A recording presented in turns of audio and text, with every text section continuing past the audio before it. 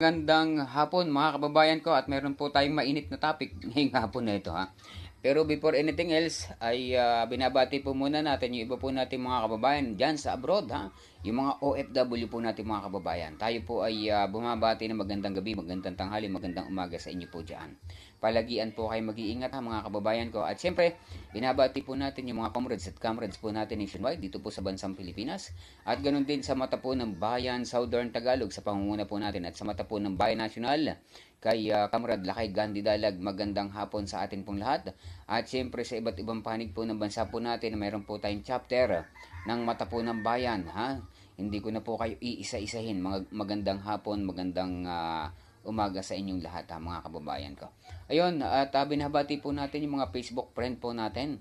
At ang mga sabi nga po natin ay mga comrades at comrades po natin na walang humpay na nandidiyan at talaga namang nagbabantay sa mga kaganapan po dito po sa bansang Pilipinas. At ganoon din, yung mga Facebook followers po natin, magandang hapon at sa inyo pong lahat ay bumabati po tayo ng magandang hapon at ingat po kayong palagi. Ha? Ayun, may topic tayo mga kababayan ko at ang topic po natin ay ito. Ang patuloy na pakikialam ng ICC sa bansang Pilipinas. Ha? Ito, ICC umaasa na makikipagtulungan ang bansang Pilipinas para maipatupad ang arrest warrant kay Senator Bato de la Rosa. Ayun, ang malaking question mark dito mga kababayan ko, bakit si Trillanes ang may hawak ng warrant of arrest from the ICC? Ito bang si Trillanes ay tao na rin ng ICC? At itong ICC ay patuloy niyang pinaglilingkuran? Ha? Kung ganon, so ibig sabihin, pinaglilingkuran niya ang international communists. Ha? Bukod pa dito sa local communities sa ating pong bansang Pilipinas ay eto at patuloy na rin pong nakikialam itong si Trillanes. Pero ang isa pang question mark natin mga kababayan ko, si Trillanes po ay isang civilian. Pero bakit ang lakas ng loob na siya po yung mag-serve ng warrant of arrest dito kay Senator Bato de la Rosa at naandyan at nanggulo pa dyan sa Senado at talaga namang itong NBI ay para bang wala ring alam pagdating sa usaping batas. Ayun mga kababayan ko tayo po ay mataas ang saludo sa mga totoong NBI na naglilingkod sa ating pambansa at hindi po yung sabi nga natin ay itinalaga lang sa NBI na talaga namang wala namang alam pagdating sa batas. Ayun, sumasaludo po tayo doon sa sabi nga ay naging proper yung training po nila para maging isang NBI director. Binabati po natin yung mga kaibigan po natin ng mga dating direktor ng mga NBI. Mataas po ang saludo natin sa kanila. Pero pagdating po dito sa isang NBI director, talaga namang dapat sibakin ito ha, mga kababayan ko. Yun mga kababayan ko, tuloy po tayo. Ayun ha, tayo po ay pinaghaharian ng International Criminal Court. Kailan pa? Tayo po ay mga kababayan ko ay umalis na o tumawalag na sa International Criminal Court. Ang bansang Pilipinas po ay nagsulo at umalis na rin po sa sabi nga ay pakipagtulungan sa International Criminal Court. At pangalawa, wala pong pakialam ang International Criminal Court dito po sa bansang Pilipinas o walang jurisdiction ang International Criminal Court dito po sa bansang Pilipinas.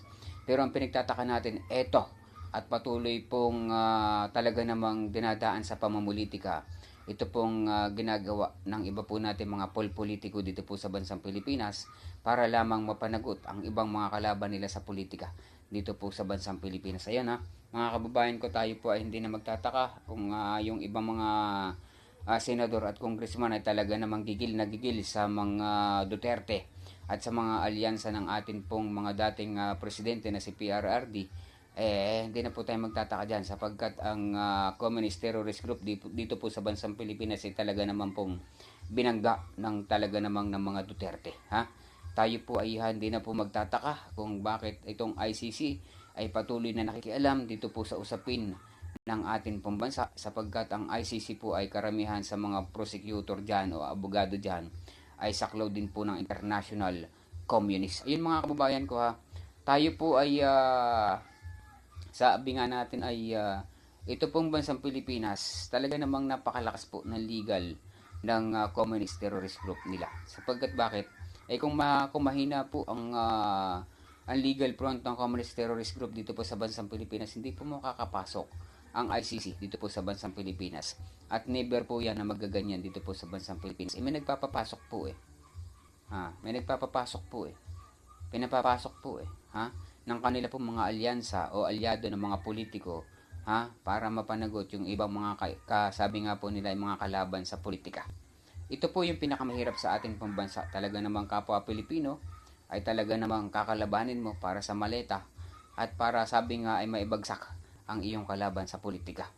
Tayo po ay siyempre ay darating. Mananawagan na rin tayo mga kababayan ko Darating ang taong 2028 at national election, tayo po ay pipili na naman ng mga senador at congressman at maging presidente o vice presidente. Tayo po ay pumili ng sabi nga po natin ay nararapat na sabi nga ay maglilingkod ng tapat sa atin po mga kababayan at hindi po sabi nga sisirain o sasayangin yung mga boto ng bawat isang mamamayang Pilipino para lamang sa kanilang sariling interes. Ayun mga kababayan ko, hanggang dito na lamang po muna yung ating pong inilalabas na mga videos at sa mga susunod po ay antabayanan niyo po ako at maglalabas pa po tayo ng mga videos na sabi nga po natin ay para ma-aware na rin po, awareness na rin po yung po natin mga kababayan. So hanggang dito na lamang mga kababayan ko, God bless us all, mabuhay po tayong lahat.